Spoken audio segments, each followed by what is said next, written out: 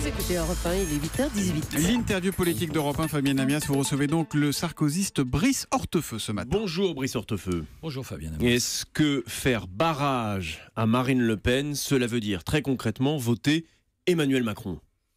Écoutez, vous faites allusion à un texte qui a été discuté longuement, et c'est normal d'ailleurs après un échec qu'il y ait le temps de la réflexion. Il y a donc eu un débat qui était long et intéressant, vif aussi, sur la position que nous devions adopter. Et je pense que le texte qui a été présenté hier devant l'instance la plus importante de notre famille est un texte qui est à la fois ferme et souple. Dans lequel il s'agit de s'opposer à Marine Le Pen, mais dans lequel, je le précise pour que nos auditeurs nous comprennent bien, il n'est pas fait mention du vote en faveur d'Emmanuel Macron. C'est pour ça que je vous pose la question, pour qu'on puisse y voir clair. C'est pour ça que je vous réponds que ce texte a le mérite d'être à la fois ferme et souple. Il est ferme parce qu'il indique très clairement que pas une voix, selon nous, doit se porter sur Marine Le Pen, non pas d'ailleurs par hystérie, non pas par systémisme.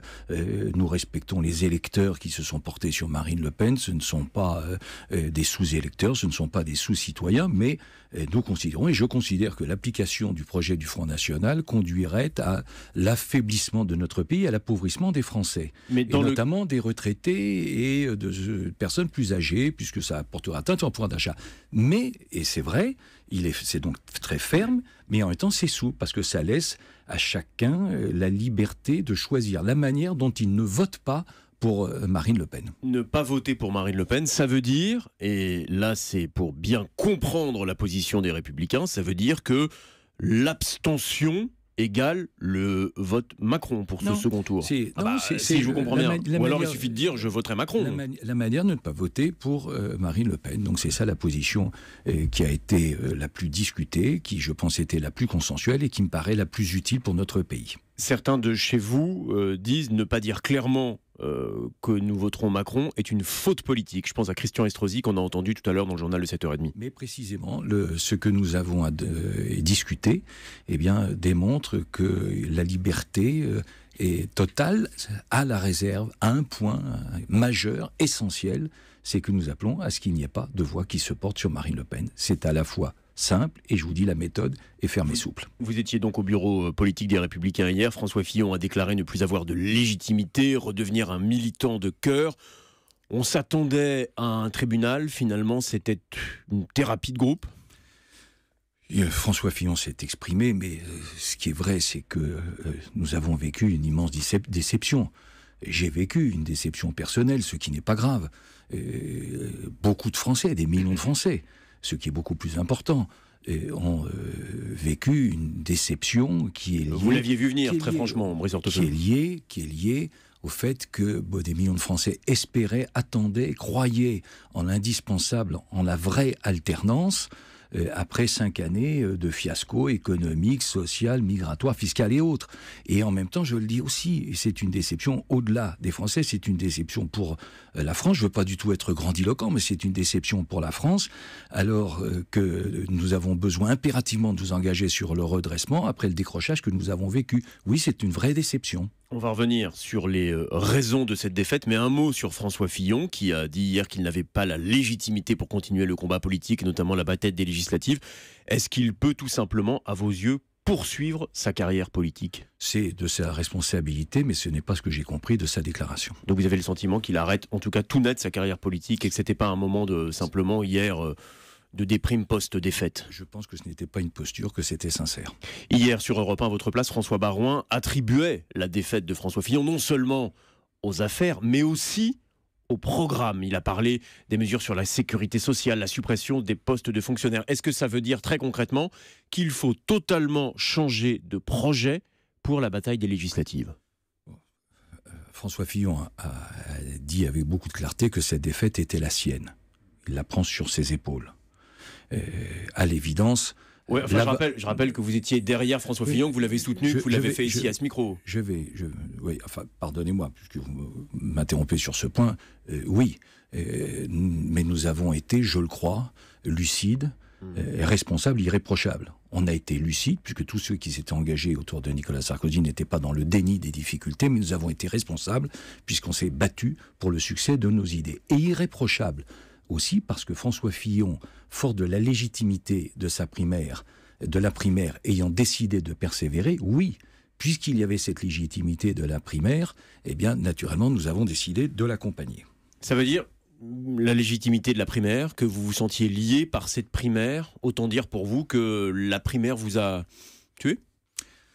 La primaire, première et dernière, si c'est mon opinion, ce que vous sollicitez. Donc il n'y aura plus de primaire, en tout cas vous souhaitez que ça disparaisse des statuts de votre parti. Comment persévérer dans un système qui aboutit à ce que les deux candidats qui se sont pliés à l'exercice de la primaire soient éliminés dès le premier tour et que les deux candidats qui s'en sont totalement exonérés soient aujourd'hui les gagnants du premier tour.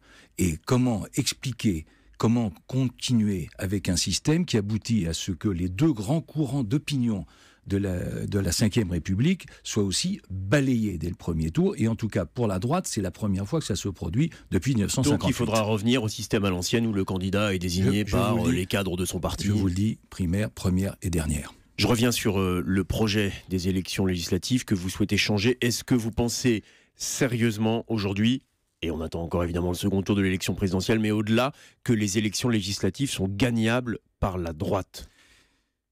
Je le pense.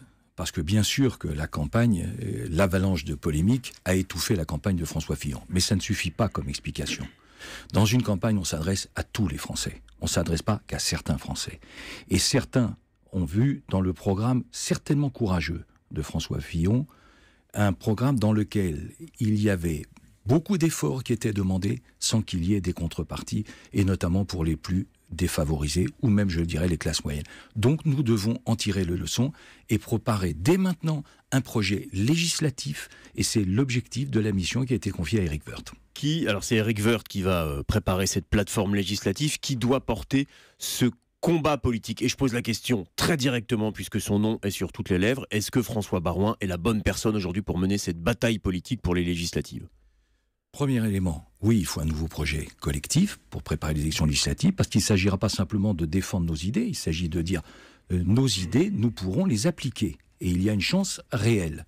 Deuxième élément, il faut qu'il y ait une équipe pour conduire la campagne législative. Il y a bien sûr ceux qui sont aujourd'hui à la manœuvre, qui recommandent. Je pense à Bernard Accoyer, je pense au deuxième personnage de l'État, bien sûr, Gérard Larcher. Mais oui, il faut s'appuyer sur ceux dont la voix porte. François Baroin, naturellement, qui se préparait à être Premier ministre, qui était prêt dans sa tête, prêt dans ses idées, et Laurent Wauquiez, qui a indiqué qu'il était prêt, qu'il était disponible, et ça serait utile à s'engager pour reconstruire notre famille. Donc François Baroin pour conduire la bataille politique et Laurent Wauquiez pour diriger le parti, si je vous résume. Oui. Et oui, c'est exactement ça. Et vous oubliez un point néanmoins essentiel, c'est l'unité.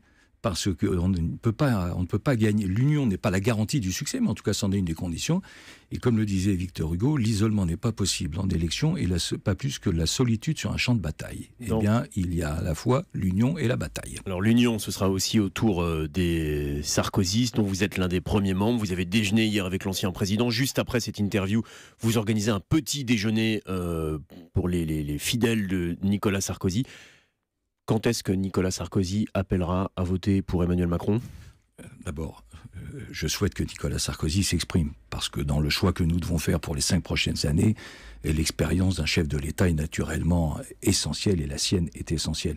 Et puis il a une légitimité particulière, puisque Nicolas Sarkozy est le dernier chef de l'État à avoir été élu, à avoir gagné en portant nos valeurs. Donc sa parole, naturellement, pèsera. Donc il va s'exprimer dans cet entre-deux tours, ça vous nous le confirmez ? Je souhaite qu'il s'exprime, bien sûr, entre les deux tours, parce qu'après, ça serait un peu décalé. Et il aura une position plus claire et plus affirmée que celle du parti. Il dira pour qui il votera, selon vous ? Nicolas Sarkozy ne fait pas généralement les choses à moitié, parfois ça lui reprocher, mais donc ne doutez pas, son engagement sera totalement clair. Donc il ne fera pas forcément comme vous, qui n'avez pas depuis les 10 minutes que nous avons passées ensemble prononcé une seule fois le nom d'Emmanuel Macron. Mais je vous le dis, le choix pour les prochaines élections présidentielles, c'est entre pour et contre l'Europe, et je suis pour l'Europe. Merci. Merci beaucoup Brice Hortefeux d'être venu ce matin en direct sur Europe 1.